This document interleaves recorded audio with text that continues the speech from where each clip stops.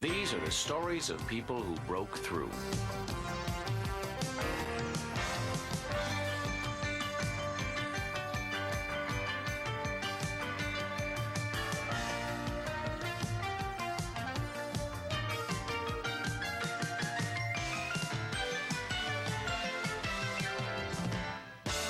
Stories of the men and women who accomplished the impossible against the odds.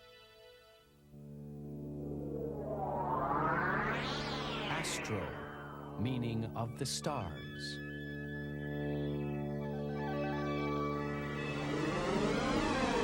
Note, from the Greek, meaning sailor.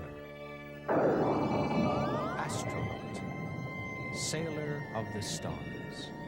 The idea of such a sailor was once a faraway dream, a page out of Greek mythology, science fiction, and Saturday movie matinees. Man gazed out at the stars for thousands of years, but always from thousands of miles away from Earth. What if we could sail to the stars?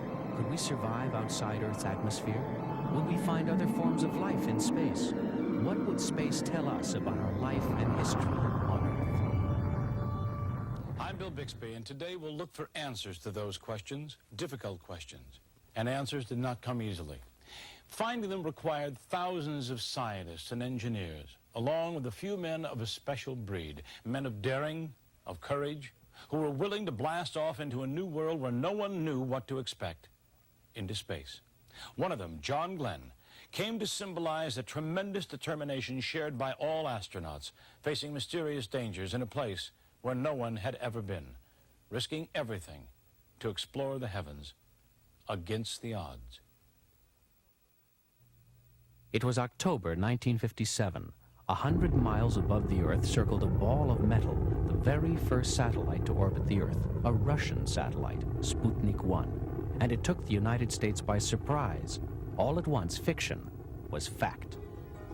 American scientists had also been developing satellites, but had yet to put them in orbit. Suddenly, the Soviet Union seemed to be way ahead of the U.S.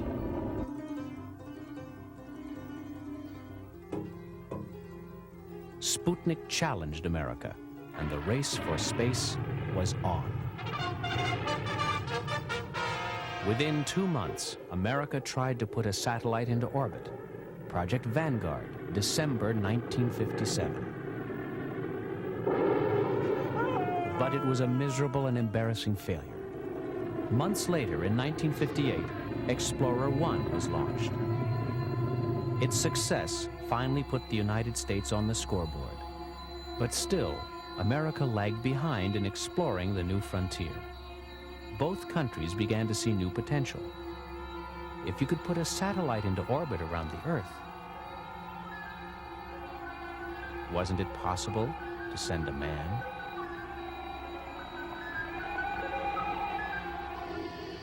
In April 1958, the National Aeronautics and Space Administration was formed, and it was to be responsible for the peaceful exploration of space. With it came a new program, Project Mercury, the first manned space program. Its object, to send a man into orbit around the Earth, and to accomplish it as quickly as possible. Scientists and engineers worked intensely to develop lightweight materials and efficient rocket fuels, to design the first space capsule. In the decade before, great strides had been made in the development of jet planes. Faster speeds, higher altitudes, longer distances. New records were being set almost every week. There was only one way to find out what new jets were capable of. Someone had to take them up and push them to the limit. America's test pilots, men who shared a lust for speed, a daredevil spirit. It was from this group of adventurous men that NASA sought its first astronauts, the Mercury team. To qualify, a candidate had to be less than 40 years old, less than 5 foot 11 inches tall, be in top physical shape, and be a qualified jet pilot with at least 1,500 hours of flight time. And one more requirement: the curiosity and the courage to explore places where man had never been. From America's top test pilots, 7 men were chosen. In the years that followed, the names Slayton, Carpenter, Glenn, Grissom, Cooper, Schirra, Shepard became part of American legend. As a team, they underwent intense training and preparation. Simulators designed to test the effects of zero gravity, weightlessness. Special suits created to protect the men from extreme changes in temperature and atmosphere. Rigorous physical and psychological tests. What does this look like to you? An ink blot? Interesting. In 1960, the Eisenhower administration gave way to a fresh, young visionary, President John F. Kennedy. He brought with him an even stronger commitment to the space program. Now it is time to take longer strides. Time for a great new American enterprise. Time for this nation to take a clearly leading role in space achievement, which in many ways may hold the key to our future on Earth. To test the Mercury system, NASA trained 6 astrochimps. What does this look like to you? I see. In January 1961, Ham became the first American chimp in space. His successful mission paved the way for man. But just as everything was being readied for America to send up its first manned spacecraft, the Soviets once again took the United States by surprise.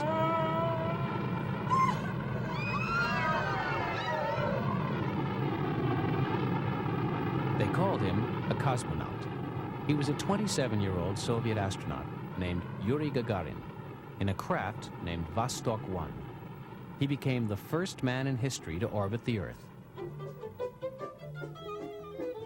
Gagarin's historic trip once again challenged the U.S. to catch up. A month after Gagarin's flight, America sent its first manned spacecraft, Freedom 7, into space. Astronaut Alan B. Shepard made a brief suborbital flight, reaching a height of 115 miles above the Earth. A significant achievement, but still, America lagged behind the Soviets.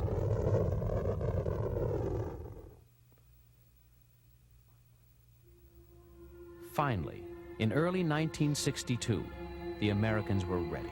John Glenn, at age 40, the oldest of the astronauts and also the most experienced, was chosen to make the flight into orbit. Glenn grew up in a small town in Ohio. When America entered the Second World War in 1941, he left college to join the Marines and become a pilot. He flew 59 missions in the Pacific, near Midway Island.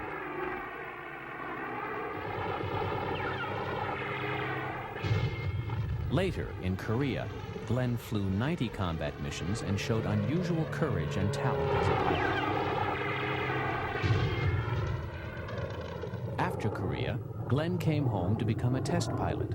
And now, as a part of Project Mercury, he was about to make history. Everything was planned to the smallest detail.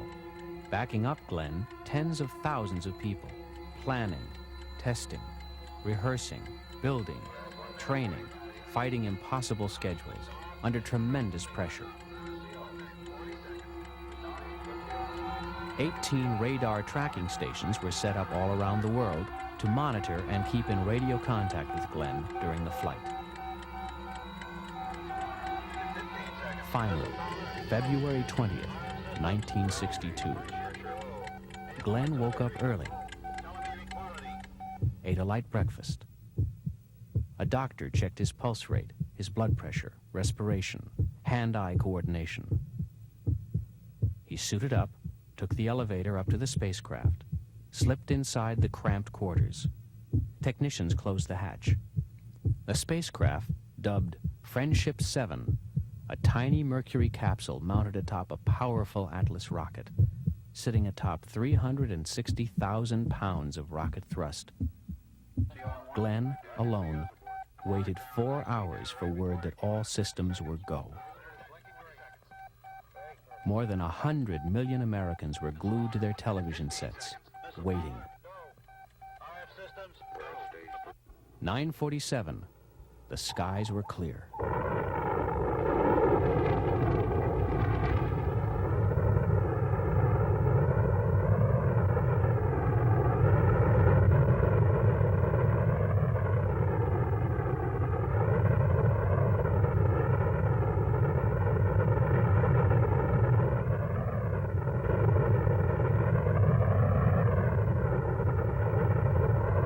By 9:48, Glenn was experiencing weightlessness.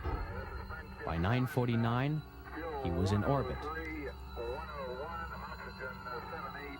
Friendship 7 got off to a good start, hurtling into orbit around the Earth as far as 150 miles up.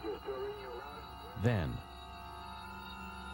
toward the end of the first orbit, the capsule began drifting to the right. The automated controls were malfunctioning.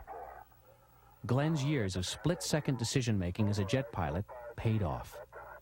He switched over to manual controls and guided the craft back on its proper axis.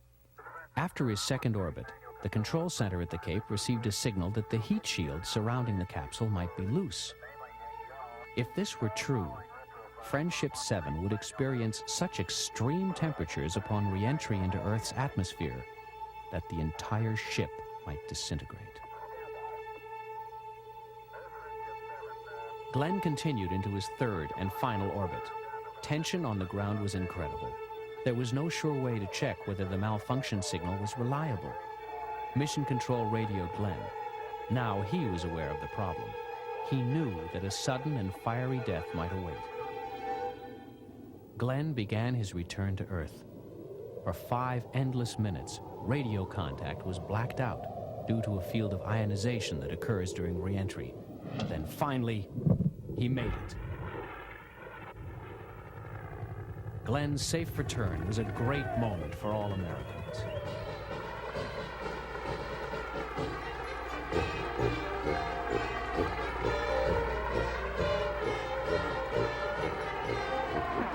In New York, a blizzard of ticker tape and confetti fell from the windows as more than 4 million people lined the streets and rooftops to hail the Mercury astronaut. New Concord, Ohio, gave its most famous hometown boy a hero's welcome. Glenn became an inspiration for millions. A week after the flight, Glenn delivered an address to a joint session of Congress, an honor generally reserved for only the most prominent world leaders. As our knowledge of this universe in which we live increases, may God grant us the wisdom and guidance to use it wisely. Thank you, Tom. Glenn retired from the NASA program in 1964 and decided to use his leadership qualities in political life. Eventually, he won a seat in the U.S. Senate. The Mercury missions continued sending men into orbit, but now there was a larger, more challenging plan. I believe that this nation should commit itself to achieving the goal, before this decade is out, of landing a man on the moon and returning him safely to the Earth. No single space project in this period will be more impressive to mankind or more important for the long-range exploration of space. The moon. For as long as civilization existed on Earth, it taunted our curiosity and stirred our imagination. And here, in the middle of the 20th century, American resolve was firm. Its best thinkers went to work. We would walk on the moon, though we weren't quite sure how. What were the odds that within 8 short years, this long-standing vision of science fiction would become science fact? As far back as 30,000 years ago, man recorded the phases of the moon in bone carvings. Ancient civilizations studied the moon, tried to explain its orbits and its relationship to Earth. During the 15th and 16th centuries, Galileo and Copernicus, using such advances as the telescope, helped to identify the moon's surface.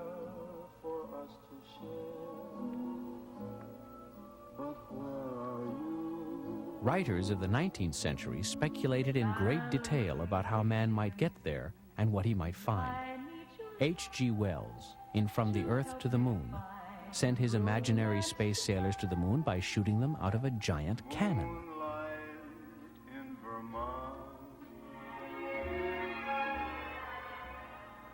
All over the world, different cultures held different beliefs about that mysterious glowing orb.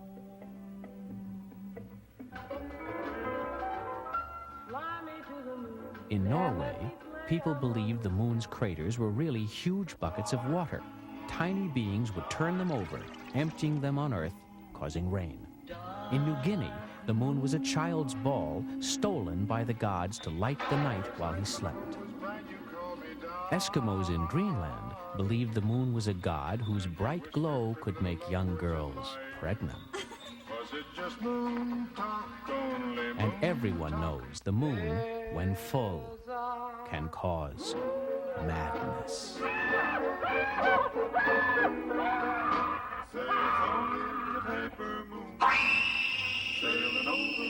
What could man expect to find up there?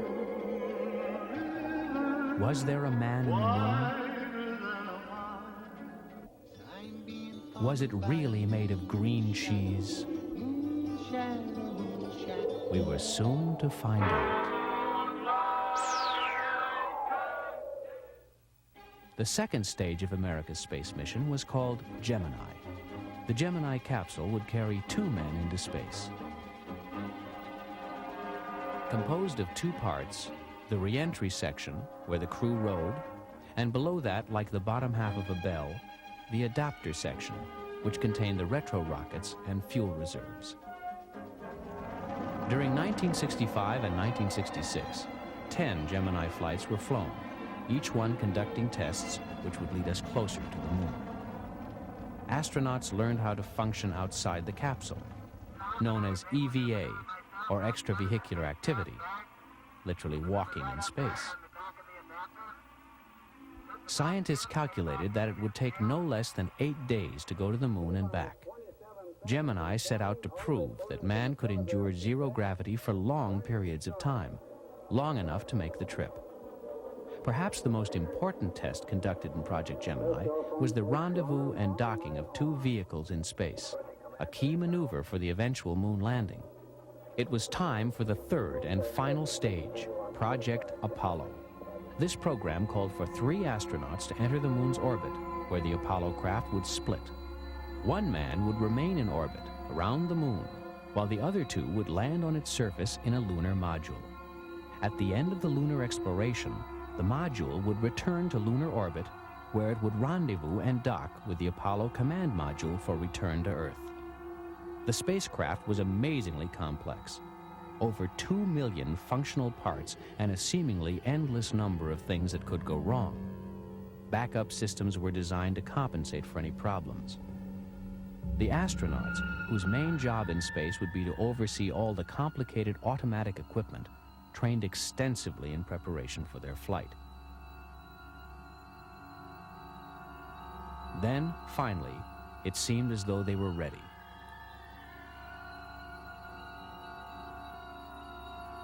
The 3 men were Gus Grissom, one of the original 7 Mercury men, Ed White, the first American to walk in space, and Roger Chaffee, a rookie.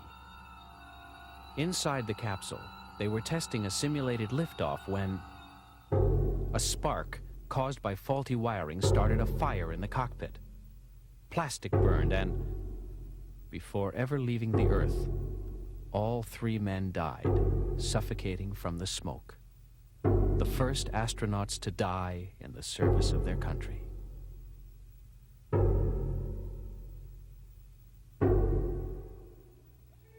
The space program was set back more than a year as scientists and engineers went about reworking the Apollo craft. Finally, 23 months later, a manned Apollo mission was ready to fly. October 1968. Apollo 7 completed 163 revolutions around the Earth. It was a complete success. In the next 8 months, more Apollo missions went up in rapid succession.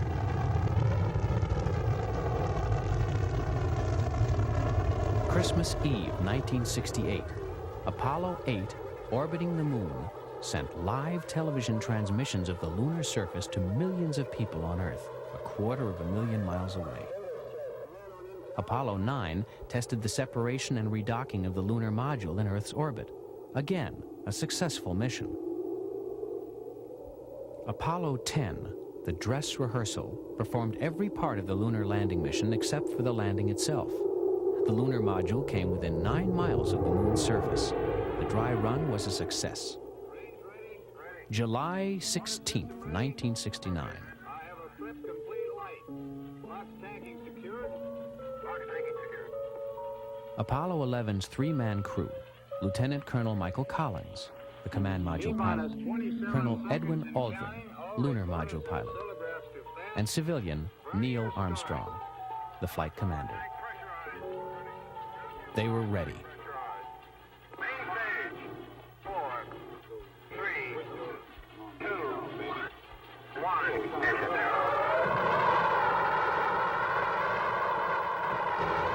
Despite all the failures, against all the odds, they were on their way. The lunar module, dubbed the Eagle, was to land Aldrin and Armstrong on a region of the moon's surface called the Sea of Tranquility, while Collins orbited the moon in the command module. At long last, science fiction was about to become science fact. 4 days later, July 20th. Okay, engine stop. We copy it down, Eagle. Tranquility Base here. The Eagle has landed. The excitement of the next few hours was unbelievable. Over 500 million people around the world watched as a fantasy came true, as a man walked on the moon. That's one small step for man, one giant leap for mankind. Neil Armstrong's memorable words expressed the glory of a stunning human achievement, a proud moment in man's history.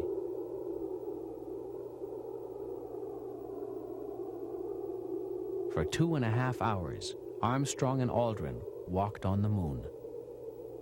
They took detailed photographs of the moon's surface. They established a laser reflector, making possible the first precise measurements of the distance between the moon and the Earth. They set up a seismometer to detect and measure moonquakes. 50 pounds of rock samples were collected for later investigation by geologists. Tranquility Base cleared for takeoff.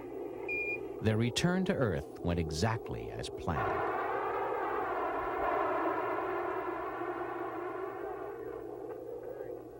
On July 24th, the trio splashed down in the Pacific.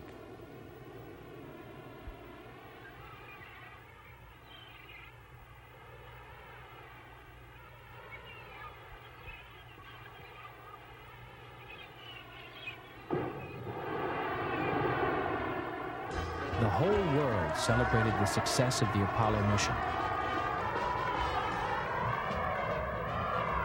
Presidents, parades, acknowledgments of all kinds. Yet, much had changed during those 8 years since President Kennedy declared the objective of a moon landing.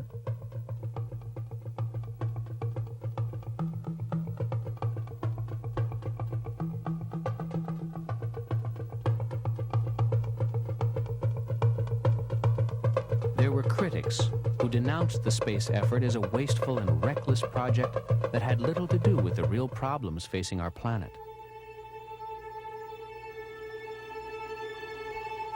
Nevertheless, Apollo was responsible for hundreds of thousands of jobs. It drew on the know-how of more than 20,000 American businesses and the research capabilities of over 120 universities. The advanced technology that grew out of the space program is responsible for all kinds of other byproducts: the mini-computer, the digital watch, satellite communications, and even Despite a changing America, the moon landing will stand forever as one of the grandest moments in the history of exploration. 1,000 generations of dreamers and thinkers dreamed about it and finally made it happen. And the exploration of space continues. In his speech to Congress in 1962, John Glenn said, "Knowledge begets knowledge. The more I see, the more impressed I am, not with how much we know, but with how tremendous the areas are that are yet unexplored." I'm Bill Bixby. Thanks for being with us on Against the Odds.